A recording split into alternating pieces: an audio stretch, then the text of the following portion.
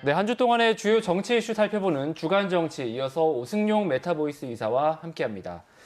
이사님, 오늘 오전 일어나는 일부터 얘기해 보겠습니다.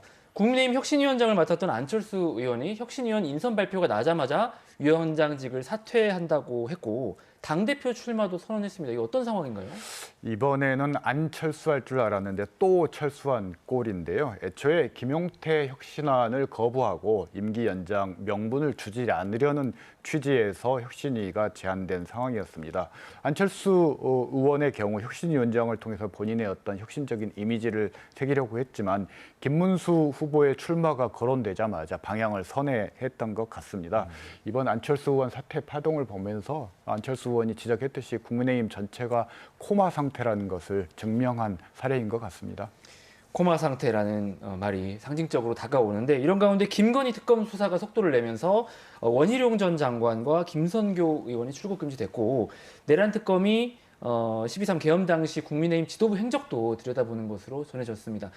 특검 수사가 국민의힘에 좀 영향을 끼치고 있는 모양새인데요. 크게 영향을 끼칠 수밖에 없습니다. 대선 당시만 하더라도 윤석열 전 대통령과의 결별이 국민의힘 후보의 승리를 위한 필요 조건이었음에도 불구하고 김문수 후보가 그걸 이행하지 못함으로써 국민적인 심판을 받았었는데요. 네. 이제는 이제 내란 정당으로서 수사가 확대되는 국면이기 때문에 윤석열 일 개인에 대한 단절뿐만이 아니라 관련되는 여러 인사들과의 단절까지 국민의힘이 해내야 되는 그런 숙제가 더 커진 국면이라고 할 수 있을 것 같은데요. 김문수, 한동훈 리턴 매치로 이런 국면들을 돌파할 수 있을지 굉장히 회의적입니다. 알겠습니다. 국민의힘이 안팎으로 어려운 상황인데 일단은 지금 인사청문회, 장관들 인사청문회에 화력을 집중하려고 하는 모양이 보입니다. 후보자들의 여러 의혹이 보도되고 있는데 그중 이진수 교육부 장관 후보자가 논란의 중심에 섰습니다. 낙마 가능성도 있다고 보십니까? 저도 굉장히 놀랐는데요. 2018년에 논문 2개가 데이터 구조라든지 제목, 결론까지 동일하고요. 그리고 학술지 이건 중복게재에 해당이 됩니다. 네. 제자의 박사학위 논문과도 굉장히 유사하다라는 의혹이 있습니다. 국회 자료 제출 요구에도 잘 응하지 않고 있는 상황이고요.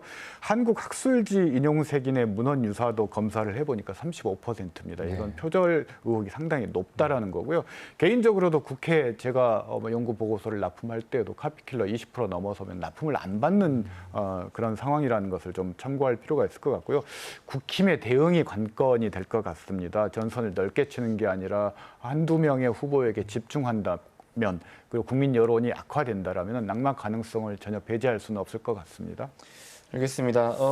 지난해 민주당이 야당 시절 삭감했던 대통령실 특활비가 올해 부활된 것도 지금 도마 위에 오르고 있습니다. 이 과정에서 검찰 특활비도 덩달아 부활해서 이게 뭐 내로남불이다.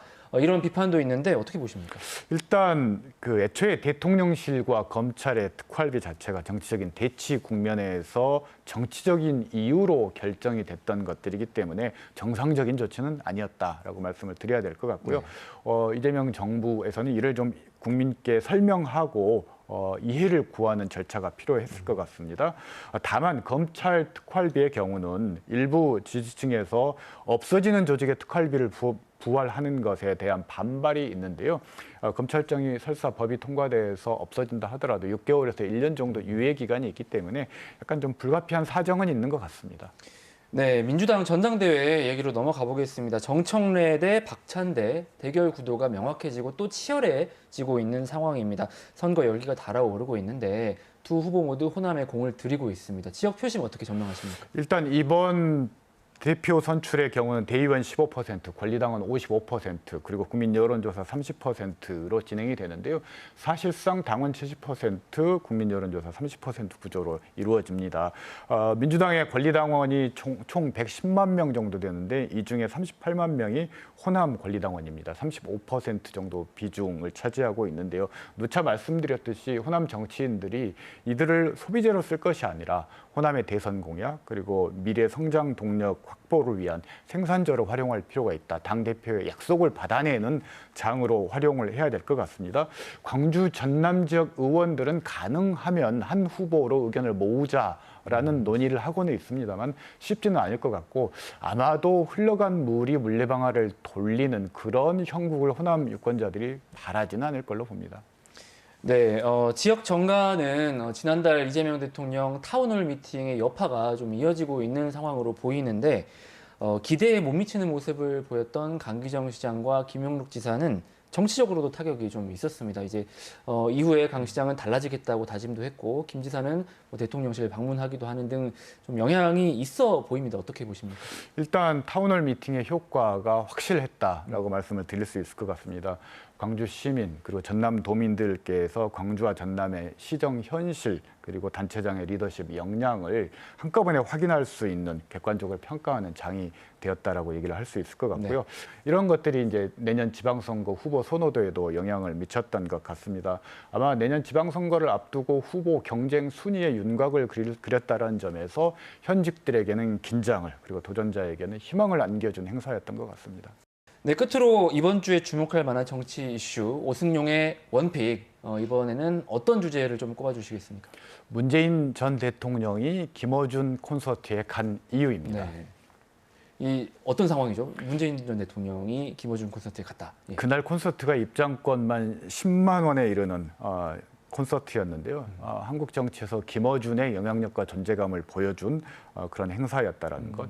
그 행사에 문재인 전 대통령을 비롯해서 국회의장, 전 경남지사 많은 인사들이 참석을 했는데 특히 문재인 전 대통령이 김어준과의 대화 과정에서 호영호재하는 그런 전 대통령으로서 약간 수치심을 느낄 수도 있는 그런 대화를 감내하면서 자리를 지켜야 됐던 이유인데요.